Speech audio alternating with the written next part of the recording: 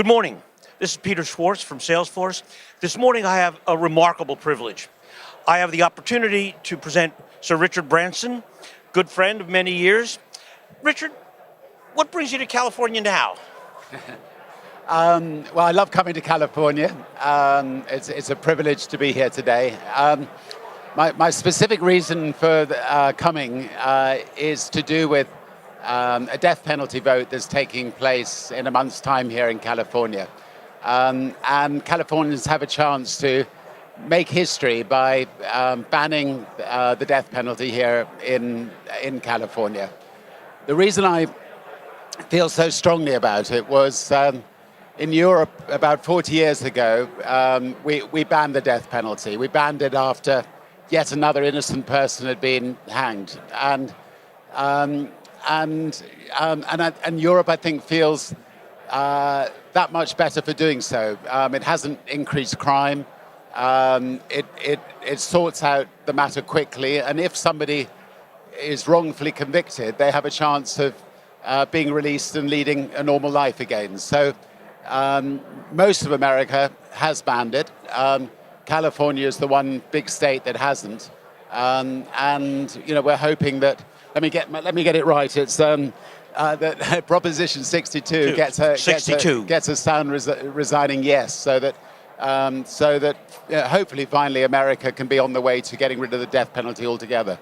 So, you've emphasized the idea of wrongful conviction, but there are other arguments to do. First of all, there's the moral argument. Is this the right for the state to murder people? So that's, I think, a reasonable question. And people like the Pope have argued there's a kind of moral argument behind this, first of all. Secondly, there's obviously the practical argument of how long it takes and how much it costs us once we convict someone for many, many years on death row, millions of dollars.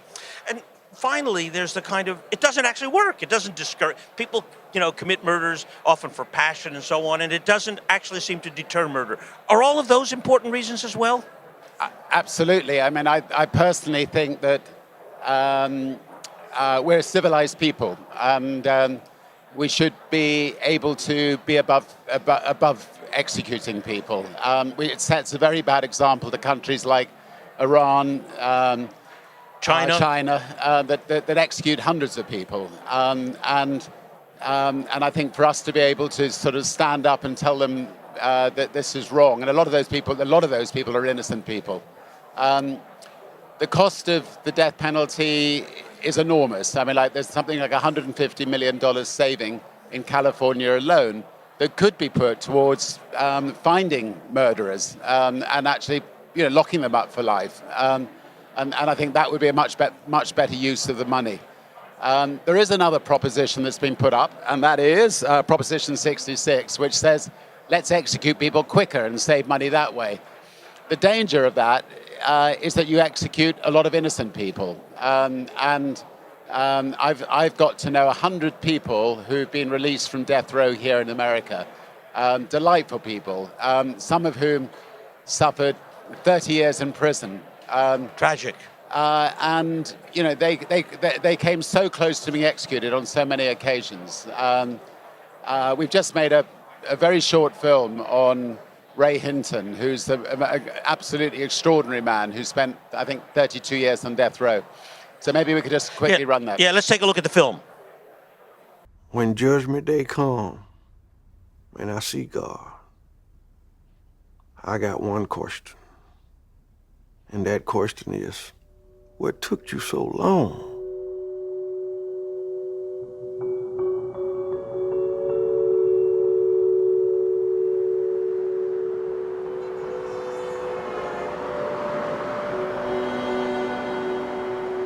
Well, after 30 years, you just miss being a human being. You miss just being able to go where you want. You miss friends that you grew up with. The fact that you couldn't see the stars. You couldn't feel the raindrop. You miss simple little things. And when you come out, you think that it could still be taken away from you again.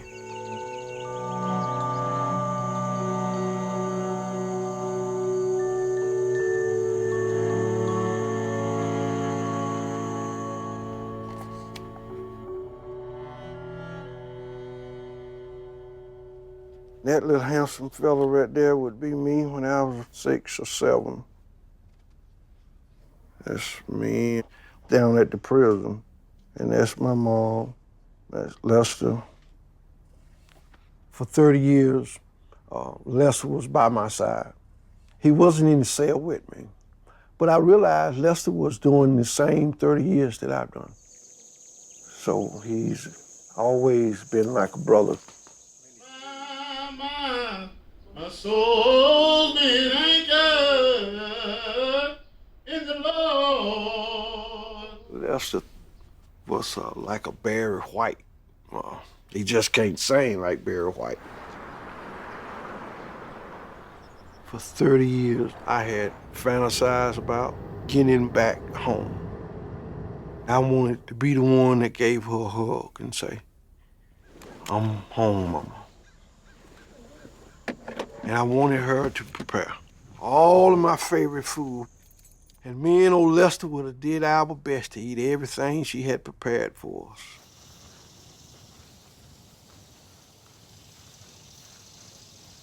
Yeah, Mama. Brought you some flowers. My mom died before the truth come out. I got to thinking that did my mom worry herself to the point of death?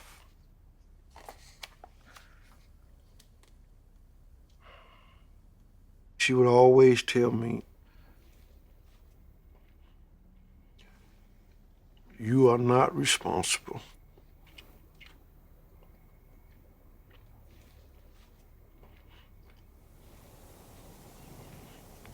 You are not responsible for how people treat you. But you are responsible for how you treat people."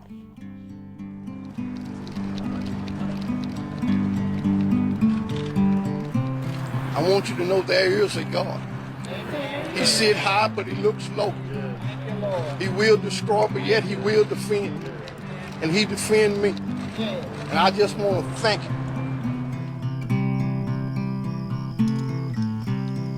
When I first got out of prison, I asked one particular guard, "How would you feel knowing now that I'm innocent if you had executed me?"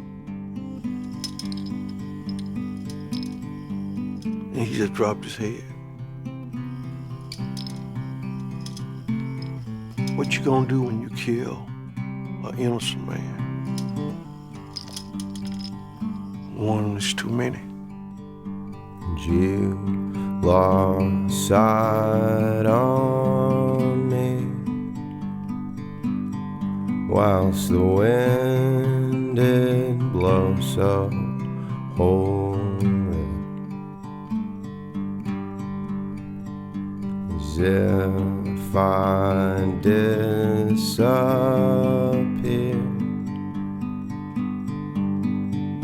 to thin, breathless air, drinking bitter sweet.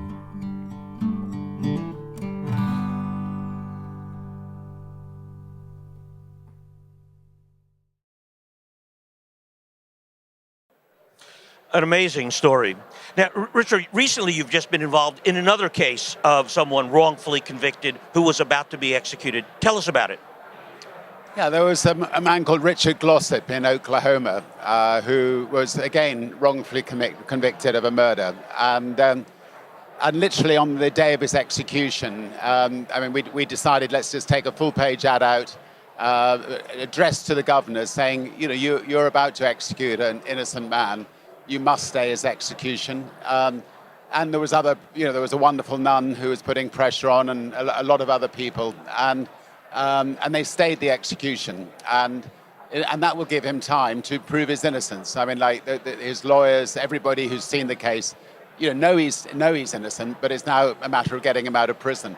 I've literally met over 100 Americans who were wrongfully convicted. Any one of them could have been executed if the death penalty process had been sped up. And we cannot risk executing any innocent people. I mean, and therefore I just think something needs to be done about it.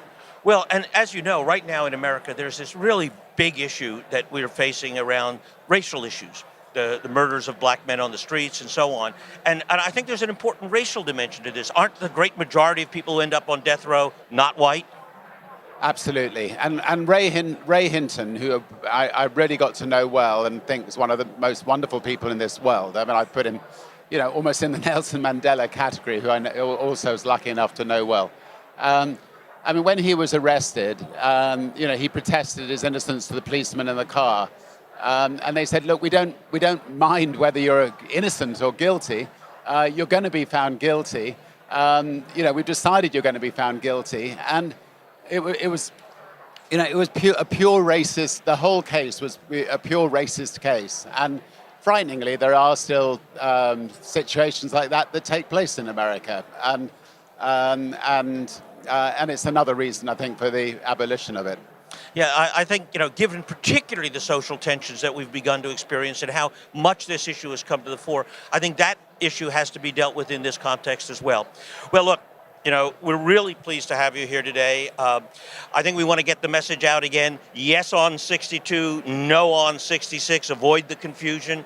And we Californians are very grateful to you, Richard, for the support you're giving to this important cause. Thank you for being here today. Thank you very much. Cheers. Thank you.